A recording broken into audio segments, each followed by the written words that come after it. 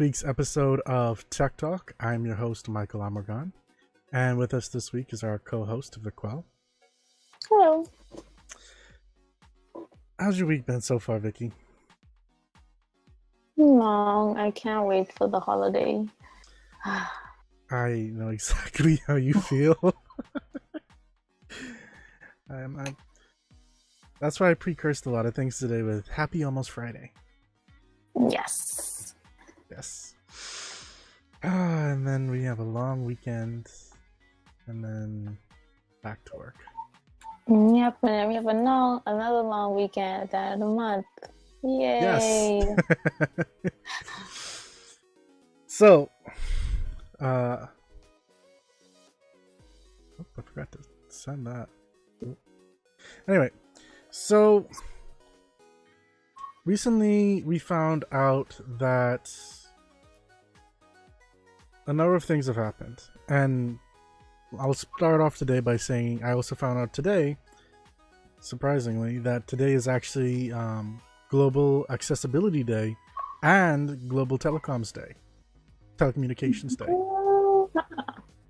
So that was interesting. Like, I didn't know that at all.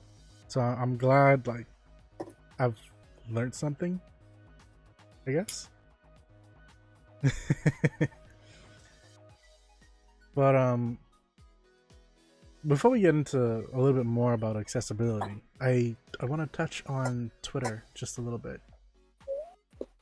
And I know you are Miss Twitter Queen over here. Not throwing shade, throwing, promotion, But apparently, as we've had some issues with Twitter being the bad apple of the bunch for a little bit now. It's when it comes to actually curating and like trying to get rid of bad accounts, I guess you could say. People like terrorists, like trolls, the unsavory factors of the social media space. Apparently they are trying to revise their strategy in fighting it, and they found something that doesn't reduce it a whole lot, because I think they're trying to make sure that it doesn't get too strict, but it does start to help. And I think overall that's a pretty good way to go. Apparently they're using behavioral signals to identify harassers on their network and then limit the visibility of their tweets.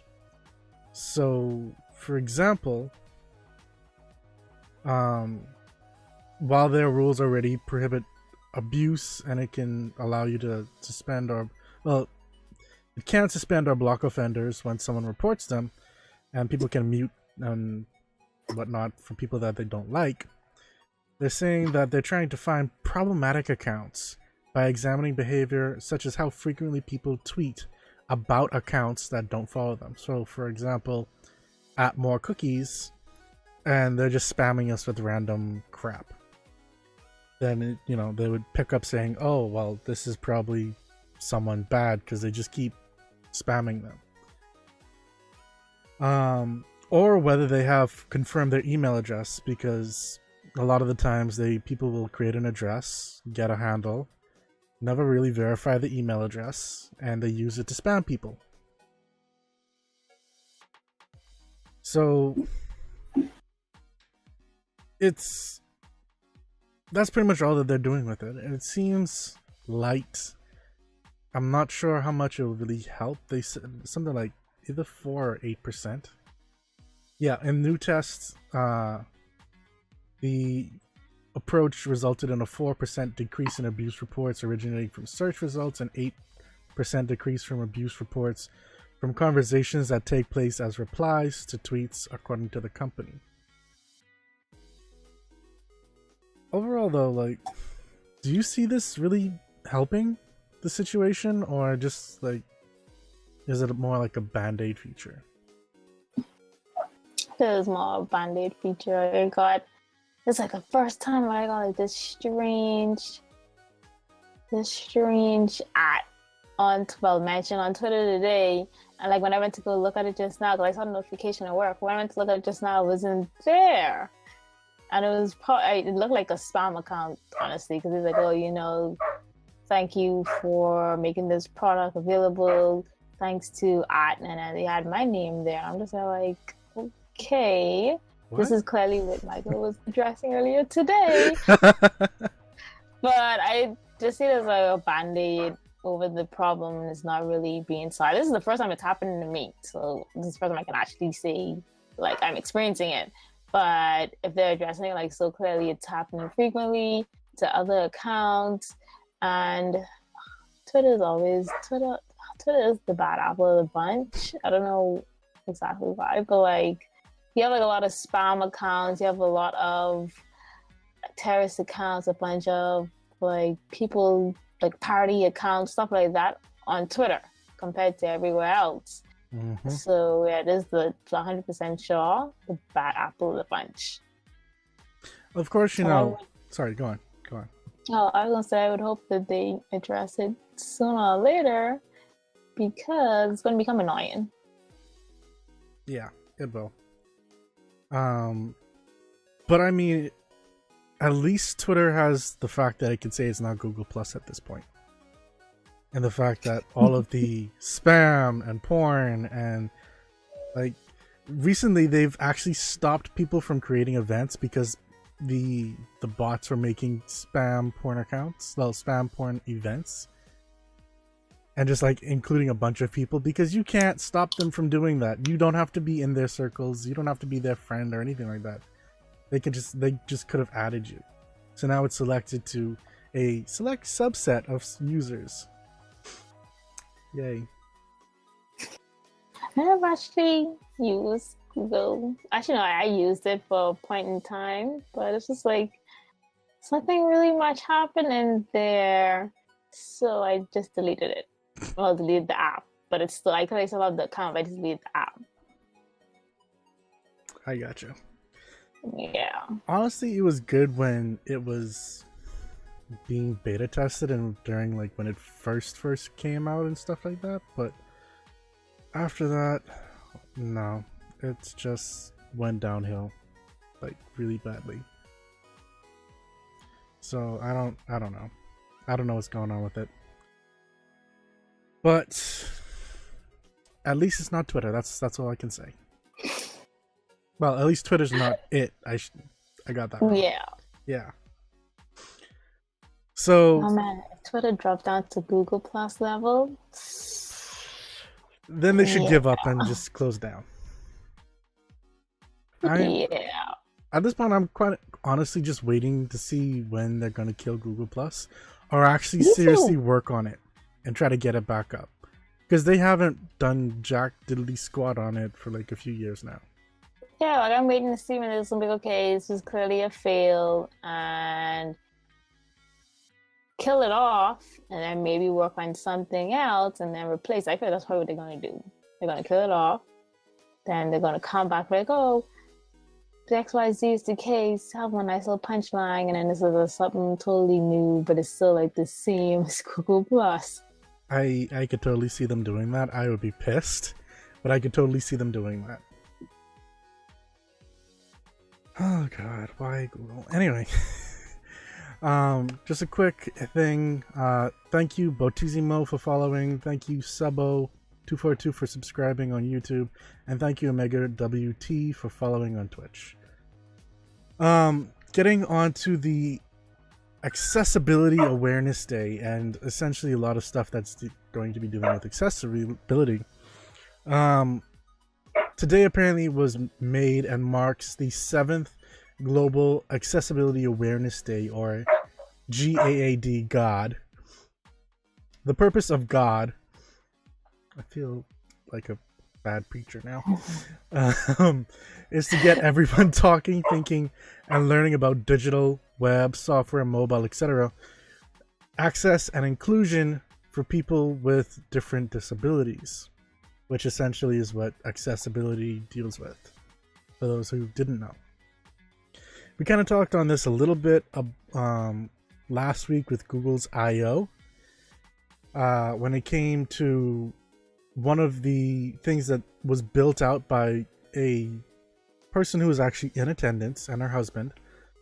The husband actually, Ken, he really is the one that put everything together for her and allowed her to actually speak her mind using Morse code, which then they decided to bring into Gboard, which is Android's keyboard system, and allowing them to do it on that. As of this week, another company decided to roll out saying, hey, we do accessibility stuff too, and that's Apple.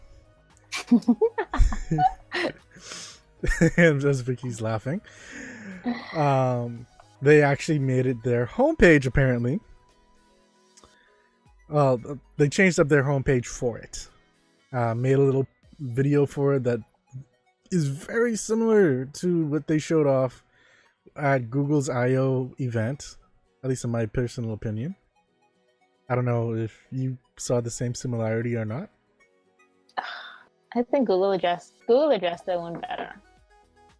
Google seemed to have put more heart and thought into their one. Like Google's one was kind of genuine, and then Apple was just like, "Oh, hey, Google did that last week, and today is Accessibility Month. I mean, the World Accessibility Day. So let's put something out there." And they reminded everybody that, hey, Apple also supports accessibility as well. Yep.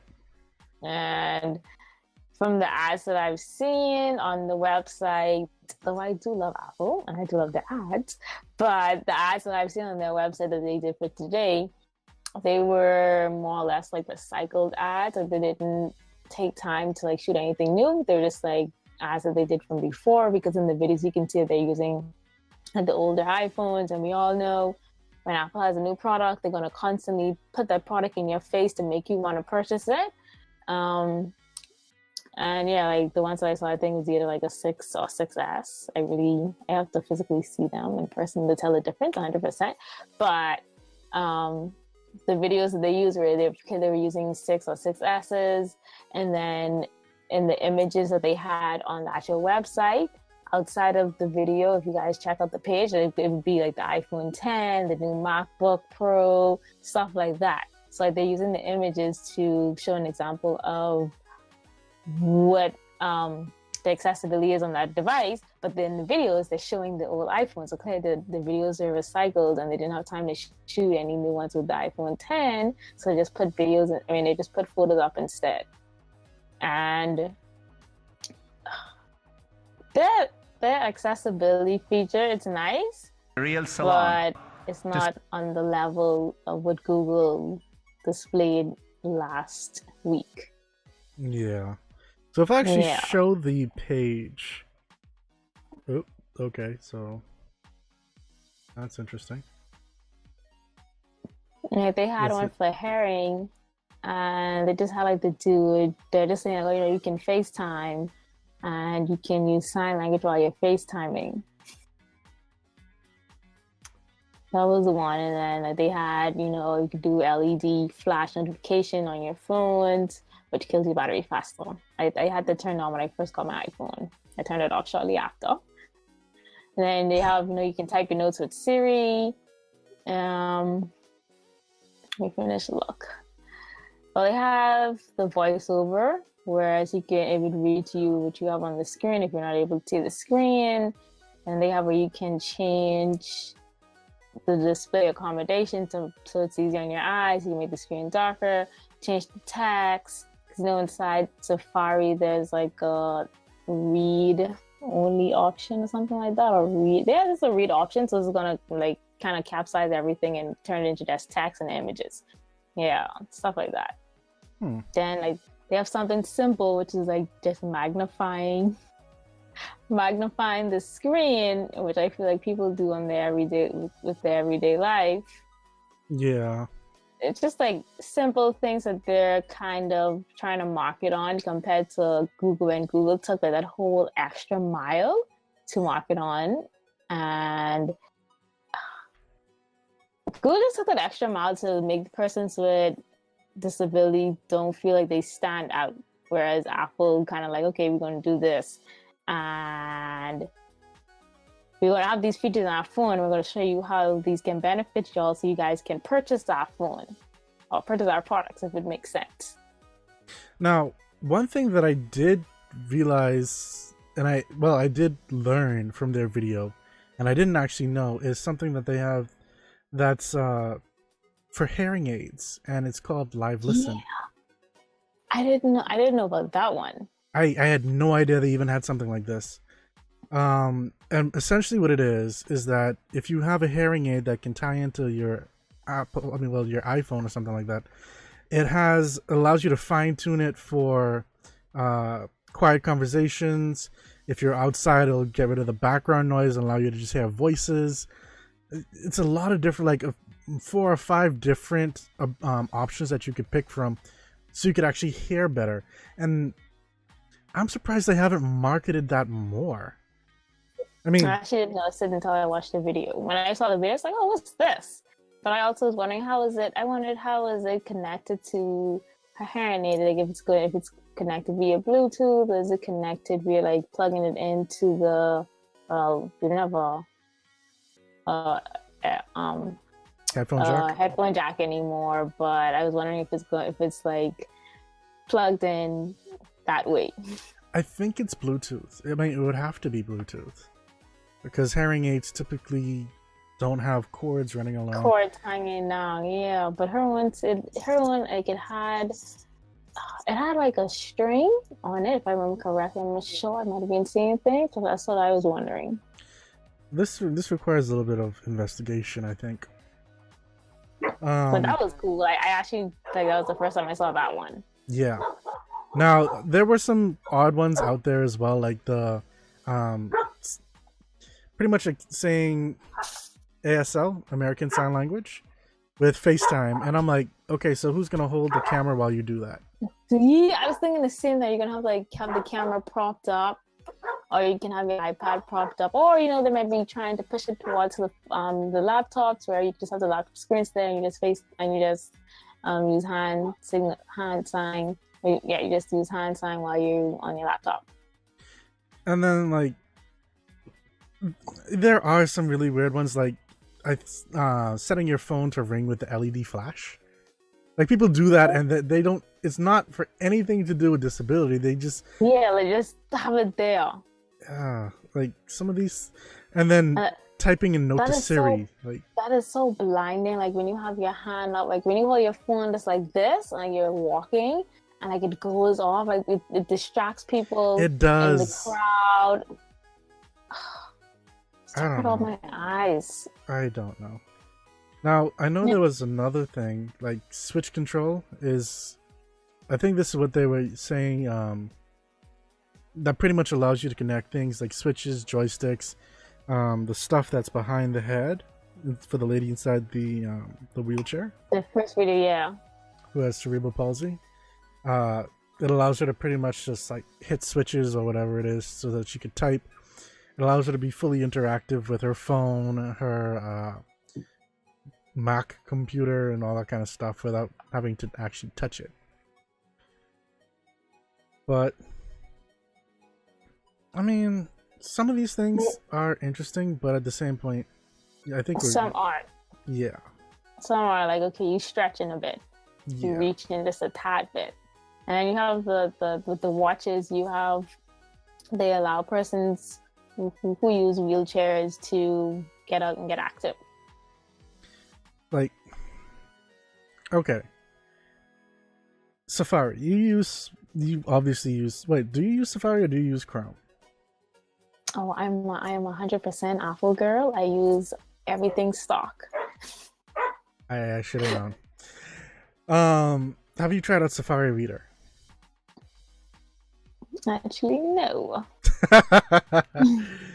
Okay, so essentially what it does is it strips away a lot of the ads and extra content that's on the page. That's what I was speaking about earlier. Okay, yeah. And I don't actually use. I've seen it. I've toggled it on before, but I don't fully use it because I like to see everything. I like to see all the stuff that's clouding my page, pretty much. Okay. Like when I change it, it just doesn't feel right to me. Like it seems odd. Okay. I could understand that. I typically read a lot of like RSS feeds, so I typically get that kind of experience anyway. Like just the title, the picture, and then the content with pictures and stuff like that. Um, but I can understand like getting all of that. It is, isn't it, Kino? I mean Kivo, sorry. Why did I say call it Kino? Alright. LED flash, pretty much what Kivo's saying Yes. is LED flash and ringtone is so 2000s. LOL. It is. Yeah. I will admit, I do miss seeing like the little flash like notification sign to say, hey, you've got like a notification. I mean, granted, I see everything on my screen now, like as it comes up, so I know it's there, so it kind of don't need it. But I mean, sometimes it's nice. I didn't have that issue. I didn't have that option from the jump, so I'm okay with that. Yeah, I had it on my sidekick, and I thought it was so cool. It was cool. It was nice. And then things evolved. iPhones never got it, and you guys had to use your flashlight essentially to become a notification. To fit in with the crowd. Yep. And that's how I feel that's exactly how the whole flashlight LED came about. It is. I believe it is. Apple just kind of ripped that idea and said, well, people are doing it, so why not? Yeah. So we'll just like, you know, get them this little feature and a little software update, and they'll be happy with that. Yeah. Exactly.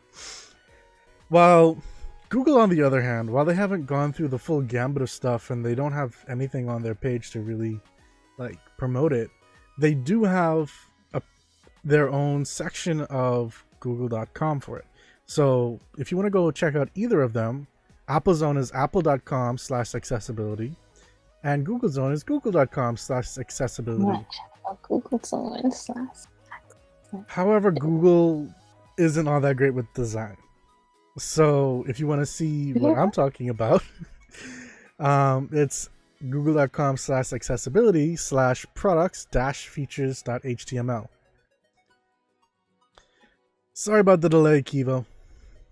Hopefully that gets better. I'm actually on something that should have been helping with lag. So I'm kind of surprised if it isn't really giving you it without the lag. Yeah, Google's page is lacking. It's lacking that you know. Yeah. That nice marketing that Apple have. Yes, It's lacking that. That's one thing I could say with Apple. Like they could take my money by just marketing. Whoever's on their team, brilliant. Anyway, Google. They have a number of features. So for starters, they have an accessibility scanner, which apparently can help Android app creators identify opportunities to improve their apps for users. So that then leads into Android, which has different Android accessibility features, switch access help, braille back, talk back, which I think is one of the worst offenders of, you know, people starting up a new phone, at least in my opinion, because people will set that and then you'll keep talking to them. They don't know you don't have to double tap on the screen to do anything, including turning it off. You've got to use 2 fingers to swipe down. And yeah, but voice talkback is both good and bad. There's another one called voice access, which allows you to control your device with spoken commands. You can use your voice to open apps, navigate, edit text hands-free. There's the overall accessibility section, I should really say, that's, you know, allows you to switch access, which the users with limited mobility. It allows for an alternative to using the touch screen. So that's the same, you know, using your head, using a controller, a joystick, that kind of thing to control your device. Braille back, which is allowing you to connect to refreshable braille display to your device via Bluetooth, which also works with talkback so that you could actually hear what you're saying or whatnot. for a combined speech and braille experience. And then, of course, they mentioned the obvious stuff, much like what Apple did, like displaying size and font size, magnification, changing the contrast and color options, the captions, stuff like that. Then they also have other stuff, like like Chrome browser, which allows for the same talkback stuff, allows for low vision features, assistive technology, keyboard shortcuts, changing sizes again, so that's zoom, keyboard access, high contrast, Chrome extensions, other accessibility extensions, because developers can create stuff for whatever purpose that they have. If you're on Chrome OS, that also has its own stuff like Chrome Vox. I'm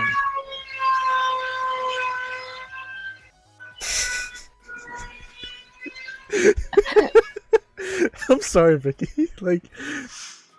Okay. So now that that's over and done with, or maybe not, they also have stuff for their classrooms, which allows teachers and students to stay organized and communicate with the class and go paperless. There's cloud search, allowing you to search across your company's content and use it with a screen reader. You have the new version of Contacts, which has a screen reader built in as well.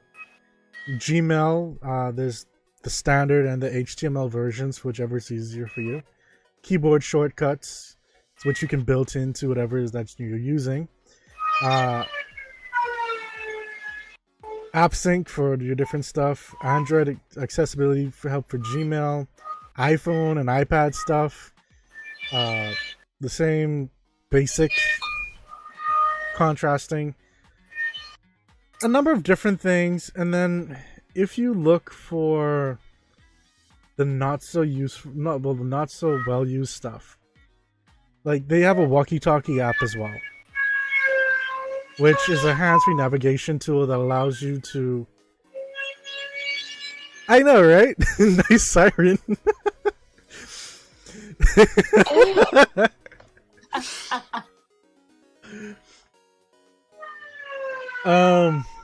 I don't know what's happening over on Vicky's side. I know.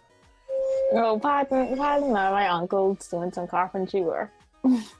Oh, that's not a siren. Yeah, it's carpentry work. I sent it over to school earlier.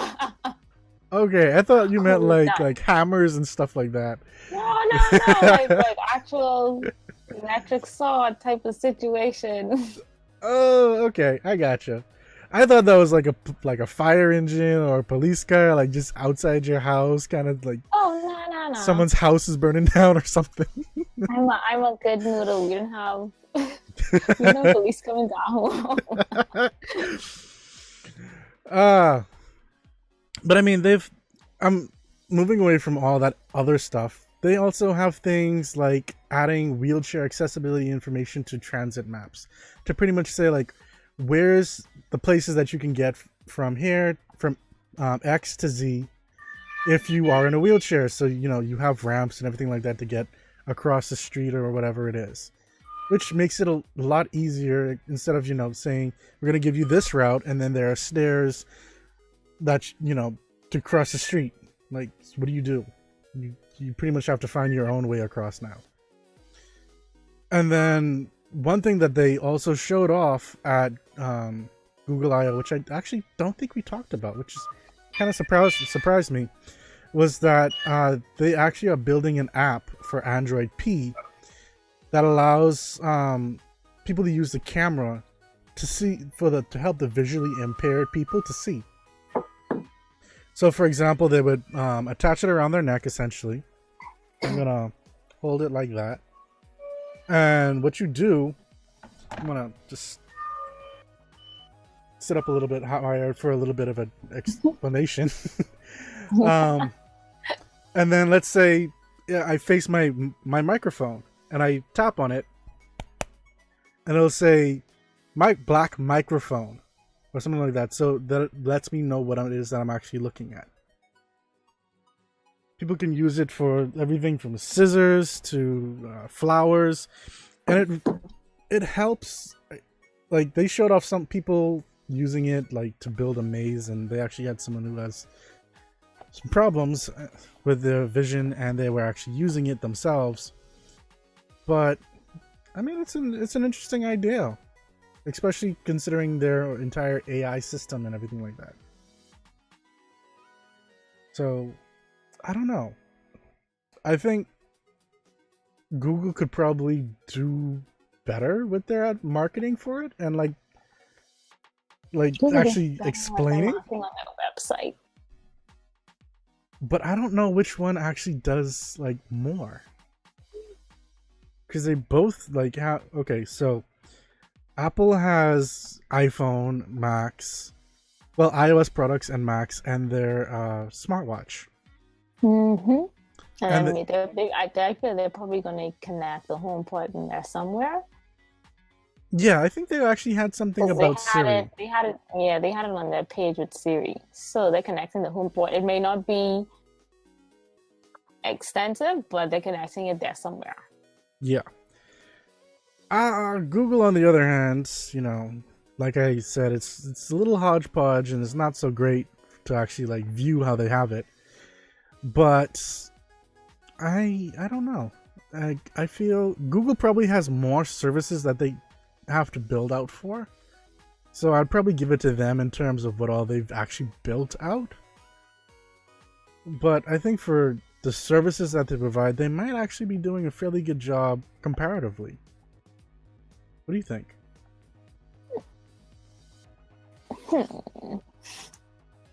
I actually saw Google's list, and it's a lot. So I would give this one to Google because they're in the right direction. But at the same time, Apple also have their pros over Google, if it makes sense. That they have all their devices that kind of link together with one. What else do they have? Especially their smartwatches, where it's allowing person in a wheelchair to be able to complete their rings and do activities. Oh, minus the LED flash. That one. Did Google have one similar to the one with the herring, where you can plug it in, allow you to kind of turn down the volumes that you want to hear, and turn down the volumes that you don't want to hear, and then turn up the ones that you want to hear? Or no, I haven't seen that. Okay, then yeah. So like Apple would have their pros over Google, and Google would have their pros over Apple. So I'd say 50-50? Actually, no. Maybe 60-40. I give Google a little bit more than Apple. Maybe like 10% more. Okay. I think that's kind of fair overall. Because like Apple's there, and they're on the right track, and they're displaying it like they're displaying it, whereas you can easily pick them out. So they have it right there, the main thing right there. Whereas with Google, and you have to like kind of search for it and figure out what it is. Yeah, you're right. Yeah. And I mean, but overall, Google do seem to have a lot more than Apple, depending like it's how they're displaying it is coming off as though they have a lot more. So I would give them a bit more over Apple's one. I'm wondering if that's actually not hurting Apple, because they have a lot of stuff on their page too. It's just more magazine styled instead of like list it's styled. easy to find. So like if you're looking for a specific, because they actually have them listed as vision, and then you scroll down, they have one with heron, and then as you scroll down, they have one with physical and motor skills. So they have them listed for exactly like learning and literacy. So like they have it listed directly for if you're looking for a specific topic, then you just go scroll and look for that. Then you're gonna have like all the different accessibility features that Apple offers, easier to find. Whereas with Google, they're they have it situated per application or per product. Yeah. One thing I did like about Apple's website as well, I know it's kind of skeezy, but I do like the fact that they did it. At the very bottom, they actually do list a link to all of the accessibility products that they have in their store.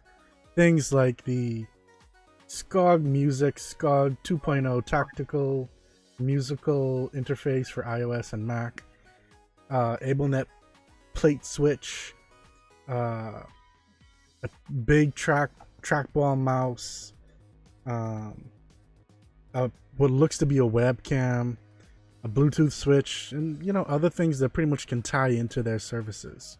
To help you spend more money. Pretty much, and these things are expensive. Like the cheapest thing on the this. The cheapest one is like $65. Yeah, and the most expensive is almost $1,000, which is the webcam. Cheers. Like, wow. Yeah. That's why I said I like the fact they did it so people can get quick access to this kind of stuff. Yeah. But these prices, holy crap.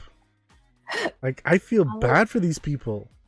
Apple is so situated that they tell you about the product that you buy them, like, oh, we also have these to go along with it to help you out. But these are like super expensive. Very. Like, holy crap. But it maybe depends on the reason why they're expensive. Like, maybe it's because people don't necessarily buy these things often, and that's the way that they can actually keep up and keep making them, as they wait for more stuff to get bought. That could be a thing. I don't know. I was looking at some of these stuff. But yeah, maybe that's kind of like a roundabout kind of thing that just is for for accessibility products. But keeping on with the topic, and since we're not going to really touch on the whole iPhone burning up, exploding thing that happened this week, or the Apple getting sued for their MacBooks, the butterfly keyboard second gen. Yes, and them getting sued for that.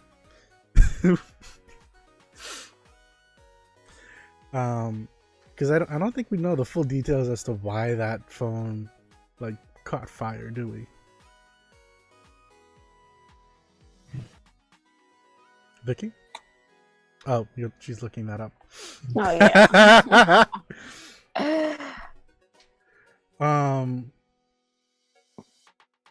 But Google Drive is having some things happen to it as well. Or at least they've been announced. And apparently Google Drive is kind of being replaced in a sense. So what's happening is all of your spreadsheets, your documents, your files, they're going somewhere. They're staying where they are. It's just the service that it's in is going to be changed to something called Google One. And that's going to house everything like photos. OneDrive. Oh, it's like OneDrive. Vicky? Mm-hmm. I'm glad it wasn't me wasn't only me that saw that. That's all I'm going to say. But apparently this is going to house things like Photos, Drive, Gmail, etc. Pretty much the Google suite of stuff, which is why people who actually use Google Suite for enterprise and stuff, things aren't going to change for them. It's still going to be say Apple's always getting sued. Yep.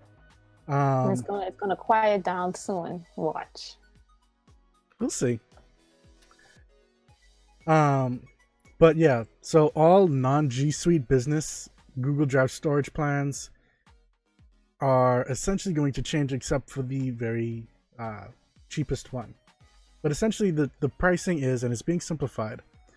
You have 100 gigs for $1.99 a month, $1.99 a month. 200 gigs for $2.99 a month.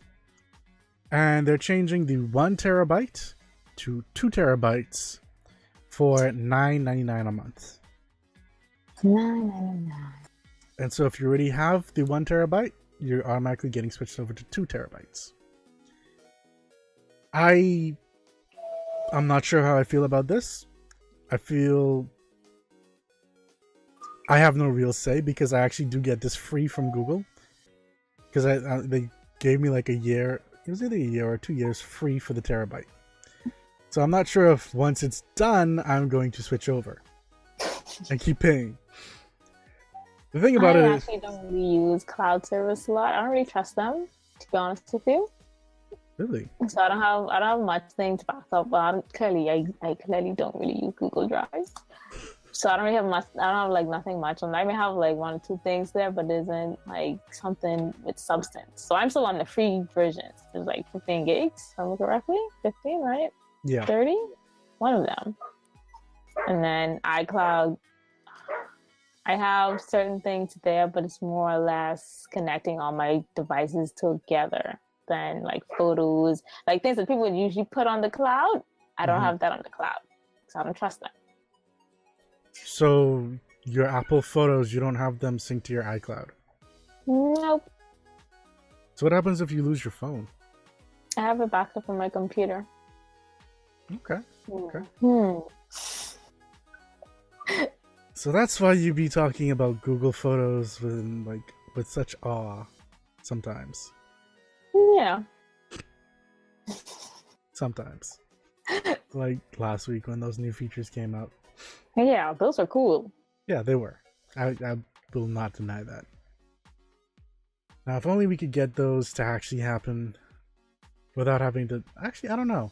I don't know if it happens on local files as well as stuff that's already been backed up. I think I'd like to see when that actually gets rolled out. To see what happens with that. But yeah, so things like the hold on, let me restart. All of the G Suite business customers will be migrated to new Google One plans. Well, all the ones outside of Google's G Suite. So it doesn't matter what plan you're on. And the new plans are shareable between family members in some form, even though they haven't really given a whole lot of detail about it. They just say, family plan, essentially. And like Vicky said, the free one is 15 gigs. Though that will also include all your Gmail, your photos, your documents, so on and so forth. I don't know why they decided to change the name. I don't know. I feel like Google Drive is such a great fit compared to Google One. And especially, it's going to be confusing because then, are they going to change Google Photos to call it Google One as well? What about? Yeah, unless they're trying to just throw everything into one, so therefore they change it Google One, so they're gonna put all the stuff that they're probably just kind of trying to combine everything into one. That may be why they changed the name. I hope they don't do a very Dropboxes thing like what they did with Carousel and stuff like that, and try to merge everything into a folder system with its own subcategory where you click to get to your photos, and then it shows off the photos in one thing. I hope it doesn't go like that. I hope they keep it separated. Like it's going that way. Don't do that to me. Okay. Google people issues. Take care, Kevo. Thanks for joining, and you didn't follow, but thanks for joining during this episode. One thing that they didn't do though, hold on. So they added something called one-tap access, which is allowing for customer support for Google products and services, as well as complimentary credits on Google Play and select deals for things like hotels dug up through Google search, etc. So that might be some way to incentivize buying into this product. And that other benefits will be added over time for subscribers. And one thing that they have not said is how much this stuff will cost yearly. These are all monthly prices. So, yeah, it starts off in the US and the rest of the world to follow at later points in time. So, I don't know. It seems weird to me in a sense. Like, I don't know why they're doing this change, like we mentioned. I don't know why they're changing the name. It just seems like it's coming at a very odd time. I think they're probably just trying to like combine everything into one, because they realized that, we have a lot of things out there that's kind of doing the same thing.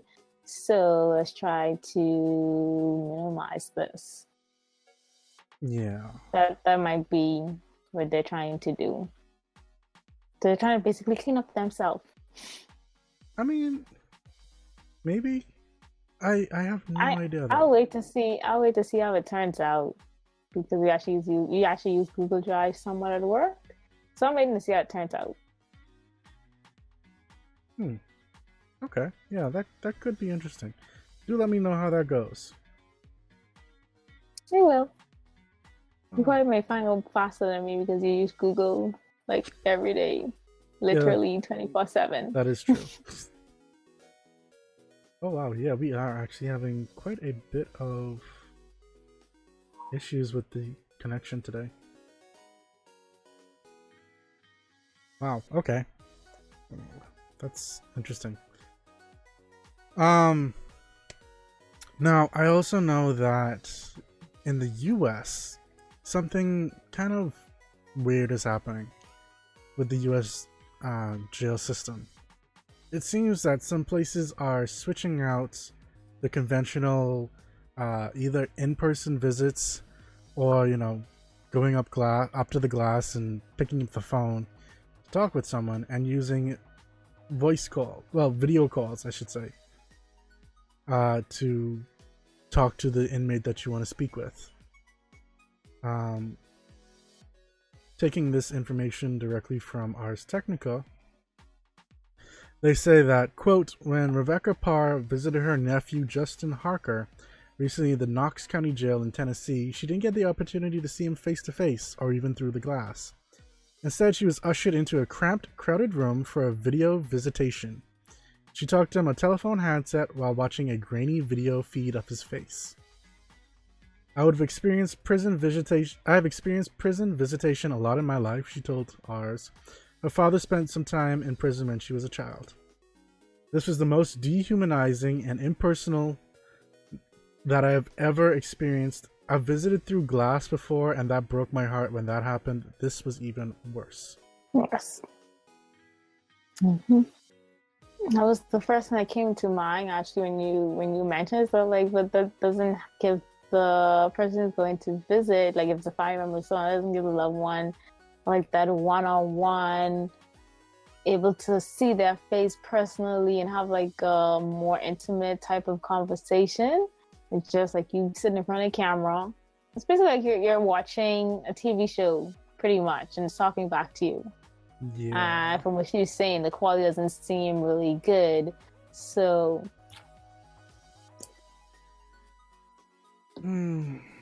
this can hurt so many different ways, and it's not even necessary. You're spending more money buying the stuff than to just let them walk through a door and see their loved one in person.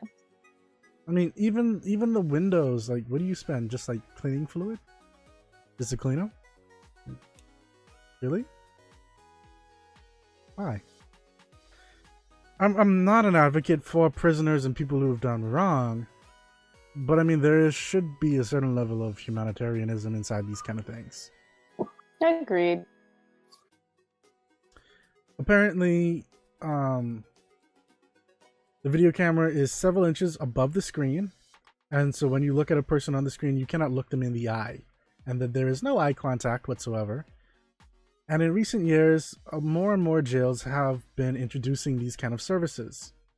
And theoretically, it seems that, these products could make it easier for inmates to maintain their relationships with family and friends outside, but many jails have moved in the opposite direction, using these as a service, as an excuse to restrict or eliminate traditional in-person visits. There are a number of reasons jail administrators have gone this route, but critics say that money plays a big role. What? Okay. In-person visitation requires more staff supervision. Okay, I can get that, but so does having, you still need someone to be inside there when people are talking to whoever it is on the screens. You're still... What can they do differently? Like you I don't even know. can't slide anything through the glass. They probably don't need as much guards as they would need if it's going to be like one-on-one. That's something that they think of with them, since you paid that the salary thing which you just mentioned was costing them money. That's the only thing I could think of. Oh, this is where it comes in. While on-site video visits are usually free, the companies providing the systems generally offer a paid off-site video calling service too, and jails get a hefty percentage of that money. Apparently, someone who is a human rights defense, who works in the prisoner rights advocate at the Human Rights Defensive Center, said that rather than awarding the contract to a company with best rates, jails often pick the company that will pay the largest percentage commission to the jail, essentially a kickback. That not only pushes up the prices paid by prisoners, friends, and family, but they have to pay for it. That's even worse. It also creates an incentive for jails to make in-person visiting experiences less attractive, so they'll make remote calls instead. Wow. Apparently the journalists arranged for a session themselves. The cost called 19 cents per minute and was notably worse than a FaceTime or Skype call. It was grainy and jerky, periodically freezing up altogether. At least their call didn't have the annoying buzz heard inside their demonstration video from 2012. The software required my face to stay centered in the video frame. If their face left the frame, the video went dark. This is apparently a measure to prevent callers from flashing breasts or other body parts. Really? Apparently, the prisoner told them that the quality of on-site calls is better than remote calls, but whether people make remote video calls or use on-site video visitation systems, that is absolutely no substitute for face-to-face calls. It's not the same. Oh, I mean, it goes on from there, but honestly, like, this is horrible, in my personal opinion. Like, it is. I feel so. They're already in a very restrictive place. And you're going to give them more restriction in a restricted place. But not only that, then what happens to the families? Like, what happens if you're in there for 10 years or 5 years and your kid wants to come and, like, see you? Now you have to pay 19 cents a minute to be on a grainy video feed where the kid can't really even see you properly. Has to be trained for their face not to leave the video. Well, not to leave the center of the screen. This is a kid now. and you're not even getting good video quality. You're getting grainy stuff.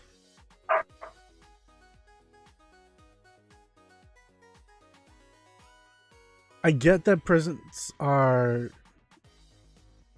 The whole purpose of prisons nowadays are to make money.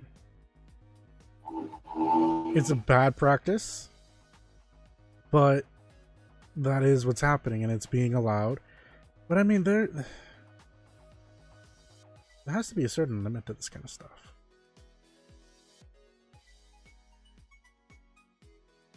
I don't know, like... I just feel like there's a line for humanity, and they're kind of crossing it.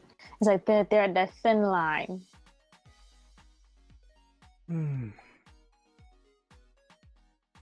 I mean, there will be people that would advocate, that they've already crossed that thin line a number of times with other things. But I mean, this is just one more thing that you're taking away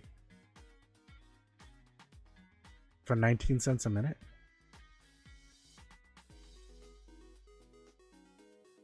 That's almost like what I'm calling ads for a second. I know, yeah, like it's worse than those old like collection call ads. That's what I was thinking of when you said for 19 cents a minute. Oh, but I was trying not to laugh because it was a serious moment, but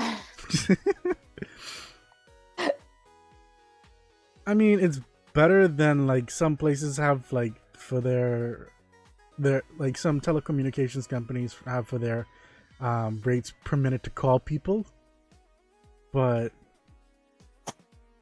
come on, you're essentially messing with families at this point, families and friends.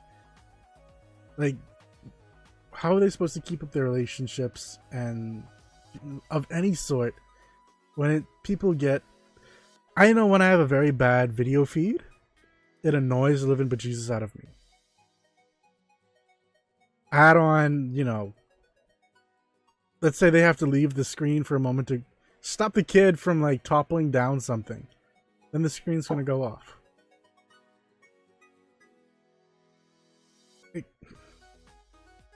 It's a good thing in that it allows people to actually view their loved ones from, like, they don't have to go to the prison anymore to see and speak with them. At the same point, that still shows the person that you have still an interest in them, that you're still willing to, stick it out with them, to be with them as a friend or whatever it is. I want to see how this is going to play out. I'm interested to see if this is going to be a thing where it's going to now, if it's going to decline and they're going to revert back to how things were, or if it's going to increase and people would, like other prisons would start doing this and implementing the system. Well, I mean, that's what it seems like they're saying. Like, I don't know. Persons, they should have like a petition out there for persons to like go against this. They should. I don't know. They might already, because I mean they do have there was someone who spoke about it for as a prison rights advocate. Let me see.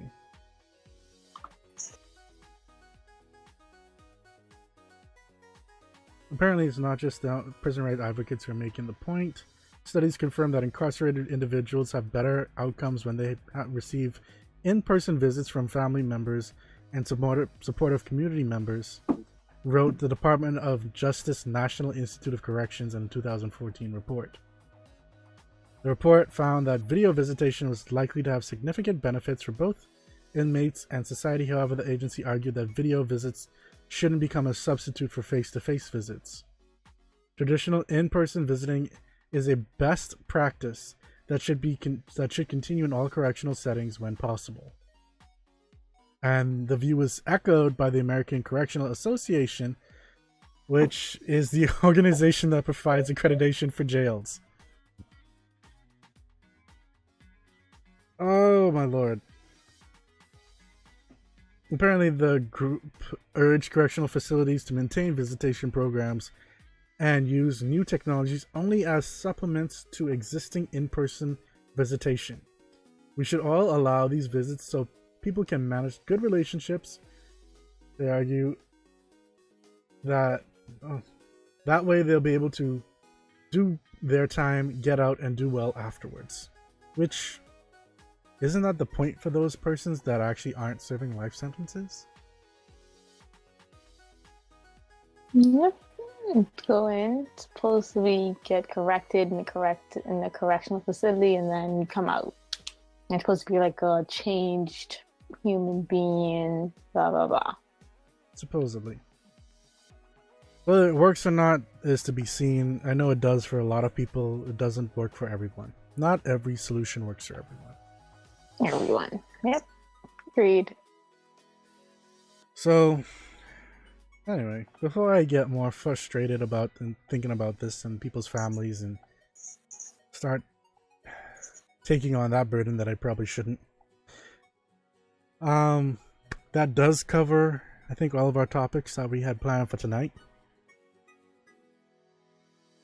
Correct? Are we doing the OnePlus or no? Holy moly! You are right. Yeah, that was actually supposed to be our starting one, now that I think about it. Yeah, so the one... It's clearly been a rough day, Michael. It's okay. It actually has been. Yeah, so OnePlus came out yesterday with their new phone. So that would have been the 26th of May, I think. Oh, no, not the 26th. 16th, yes.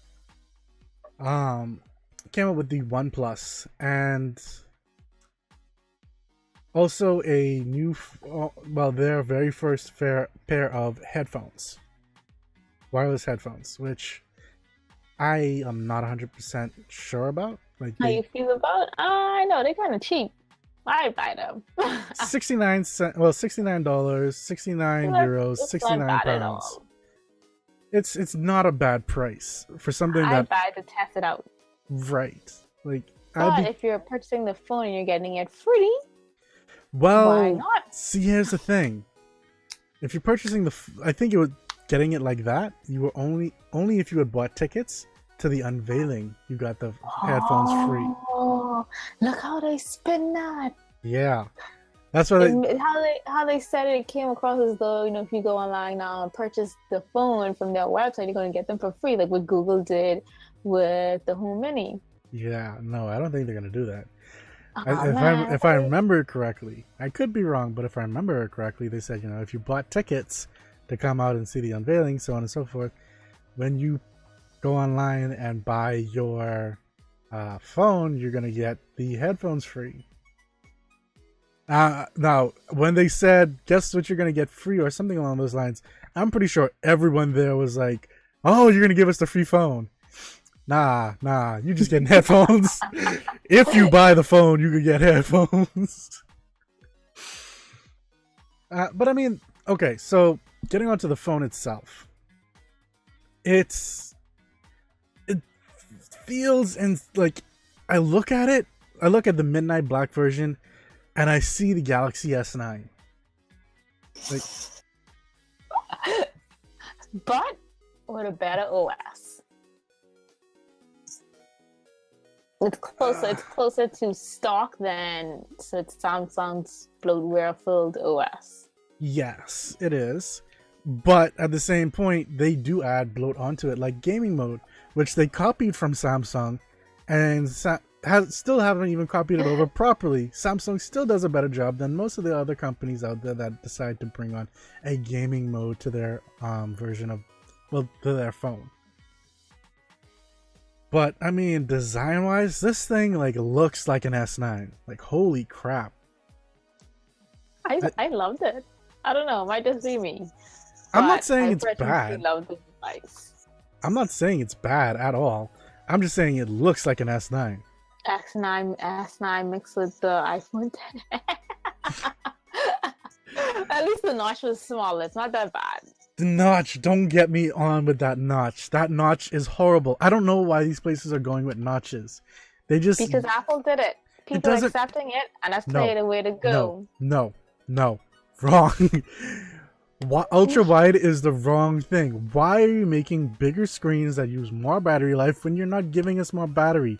You're trying to make these phones smaller without making the batteries bigger. Because you're saying, oh, well, the weight and everything like that. No, give us a bigger battery. That's what people are asking for. Bigger screen, so y'all suffer the consequences. No, just give us a bigger battery. Until they decide to give us a bigger battery. No. This is why I'm saying, screw that. I'm fine with screens like this size. Like, I'm fine with screens being like this size. But screw that notch. Screw that notch. I'm the only one that's fine with my screen being... I'm trying a button on my screen. Okay. I feel like I'm fine with my screen being like this. Am I the only one? And I don't mind my chin and forehead. I mean, the forehead could be a bit smaller, but I'm okay with it. I have it too. Like, yeah, this isn't that big. Right up in here and down here. But yeah, it's not that big. It's not big. I don't mind having a little bit of a chin and a forehead. Until they can successfully figure out a way to make these screens edge to edge without having a notch. Bingo. I mean, I want to see. I really want to see how things are in the future. I hope I live to see that long. But I hope I live long to see that. I feel the next thing that's gonna come out, quite honestly, is the 3 cameras. Don't say it. I wasn't gonna say that. I wasn't gonna say that, but the way you said it. I feel like 2 cameras is enough, man. It is. It really is. But what I hope happens is instead of the notch, pretty much where they put the notch, like for the camera and the pretty much everything there, they just have the cutouts in the screen, and like forget all the black space around it. You just have everything in the center. You just have a little hole there, the sensor, and that's it. And if you need, put something that reflects the light to make it like mimic the black top or whatever it is that you have up top there for notifications. I mean, that works. At least in my mind. It does. So I want to see. Let's see if that's the way they're going to go. I think that's the way that would make it the most simplistic, without having to do like what one company did and say screw the front camera. You're gonna plug this thing up on the top here, like the Essential phone. If you want a good camera. Boop. But I mean, overall, it is a good device. I would say it's a good flagship device. Spec-wise, I was a little surprised that they start... One thing that pissed me off a little bit, I'll be quite honest. In the initial slide, they said it had 6 gigs of RAM. And then later on, they're like, no, it has 8 gigs of RAM. And so inside the Discord channel, like one of our viewers pretty much was going on, we were going on about it. And, the point was brought up that generally what companies will do is they'll put 6/8. And he's saying it's probably, the 6 is the lower end one, 64 gigs, and the 8's the higher up. Which is exactly right, which is exactly what they did.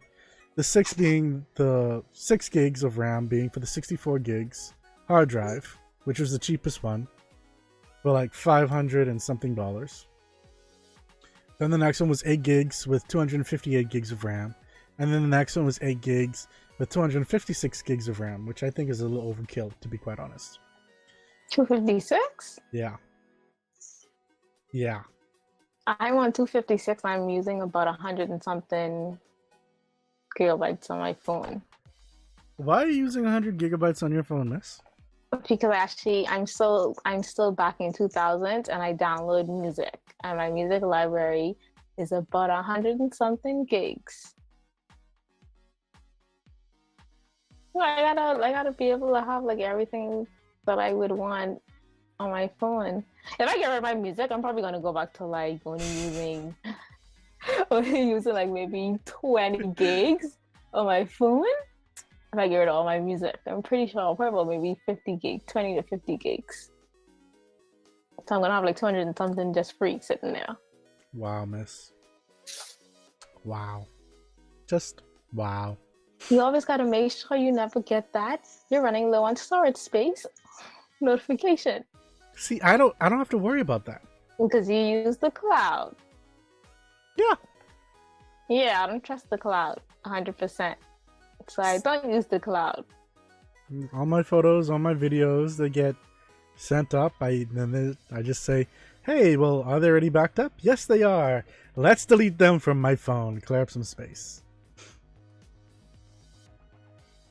It's pretty good for Or me. you could just get the 256 gigabyte model on your phone.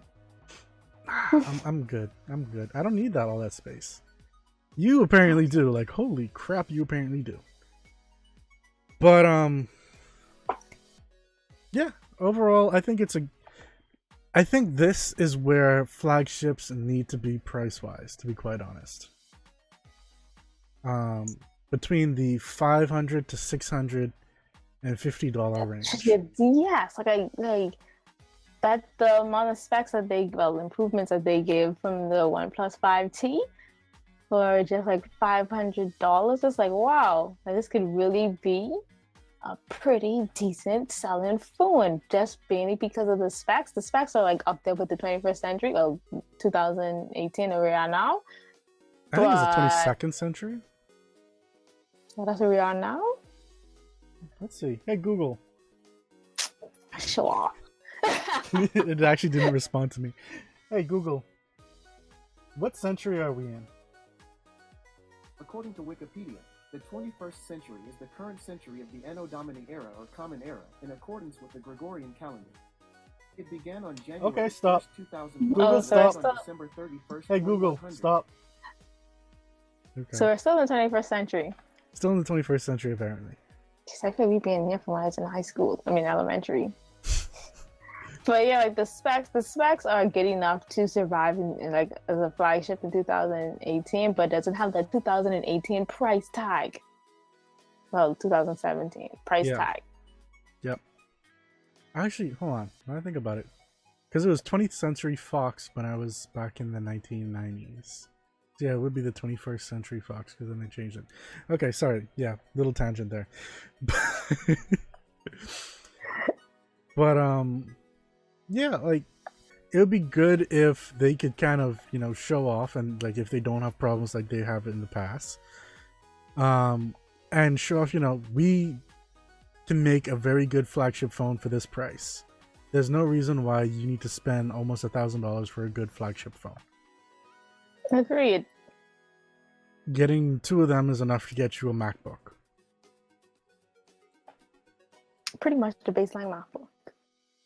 And then a little, like a bubbler will, well, not a bubbler, but a mid-range phone will take you to like a high-end laptop kind of thing. Like a Windows laptop. So, yeah, I mean, I hope they do well. I'm probably not going to get one. I'm probably going to wait to see what the Pixel 3 comes out as. I hope they do well as well. A friend of mine has the 5T. I want to, if I ever see him, I would like to get a hands on. From what I hear, the 5T has a really good battery life. So, I know some people were like wondering how is the 6 going to do if it's going to have the same kind of good battery life. Which would then counter a little bit my whole thing about the notch, I guess. But the 5T doesn't have a notch, so we will see. Yeah. He was tripping out when I sent him the link. He's like, oh my gosh. It's like, something in me told me to wait because the 6 was coming out soon, but man, I just fell into my temptation. I had to get the 5T. So they got it this year?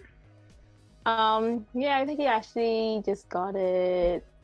What month are we in? May? I think he got it since March. Wow. April, March, one of them.